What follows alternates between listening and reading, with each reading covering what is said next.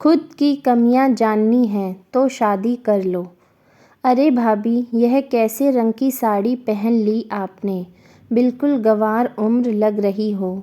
भला ऑफिस की पार्टी में कोई ऐसे चटक रंग पहनता है? मेरे भाई की नाक कटवा देंगी आप तो। हाँ बहू, कोमल ठीक बोल रही है। अरे वक्त और जगह के हिसाब से कैसे तैयार होना चाहिए, अगर तुम्हें नहीं पता है तो अपनी ननद से सीख लो। सास वंदना जी ने भी बेटी की बात का समर्थन करते हुए कहा। नैना हतप्रभ अपनी कुंवारी ननद और सास का मुंह देखने लगी, तो जो कल तो हल्का रंग पहनने पर उसे लंबा चौड़ा भाषण दे रहे थे, और आज जब वह अपनी पसंद को दरकिनार कर उनके हिसाब से तैयार हुई तो उन्हें आज भी नैना गंवार ही लग रही थी। लेकिन उनसे बहस करने का मतलब था घर में तमाशा फैलाना। नैना की एक छोटी सी बात को सबके सामने इतना मसाला डालकर परोसा जाता था कि सबको बदहज़मी हो जाती थी। नैना ने जाकर अलमारी खोली, लेकिन उसे समझ में नहीं आ रहा था कि वह क्या पहने। मायके में सबको बताने वाली कि माँ के ऊपर कौन सा रंग जचता है, पापा के चश्मे का फ्रेम कैसा होना चाहिए, भाई का हेयर स्टाइल सही है या नहीं। वह लड़की आज ससुराल में आकर जैसे पहनने ओढ़ने का तरीका भी भूल गई थी, या फिर उसके हर काम में इतनी कमियां निकाली जाती थीं कि उसका आत्मविश्वास ही डगमगा गया था। नैना अपनी अलमारी अपने मायके की यादों में खोई हुई थी कि अमित ने आकर पीछे से उसे चौंका दिया। अरे आप आ गए, मैं बस तैयार ही हो रही हूँ, नैना ने हकलाते हुए कहा। वह तो मैं देख ही रहा हूँ, लेकिन इतना क्या सोच रही हो? शादी से पहले तो मैं जब भी तुम्हें मिलने के लिए बुलाता था तुम फटाफट तैयार होकर आ जाती थीं, और मैं बस तुम्हें देखता ही रह जाता था।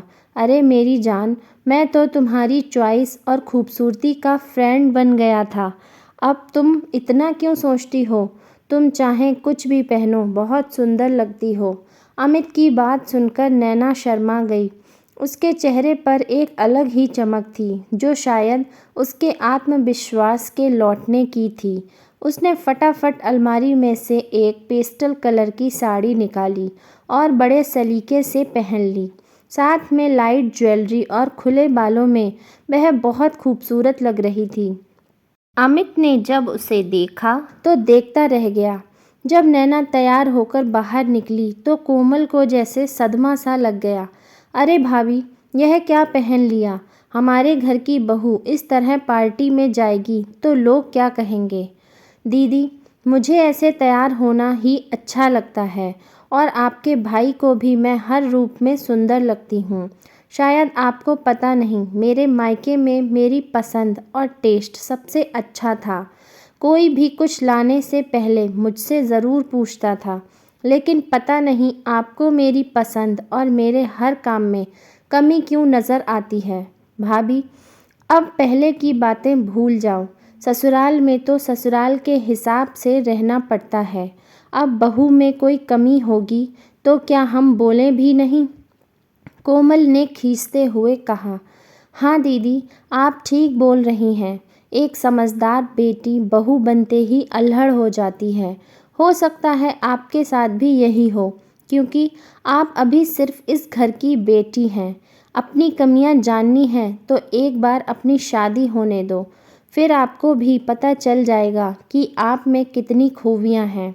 सच कहूँ तो दीदी, सबकी अपनी अपनी पसंद और हुनर होता है। एक लड़की खुशियों की तलाश में अपने नए जीवन का सफ़र शुरू करती है, लेकिन ससुराल में जब उसके हर काम में कमी निकाली जाती है तो उसका आत्मविश्वास टूट जाता है।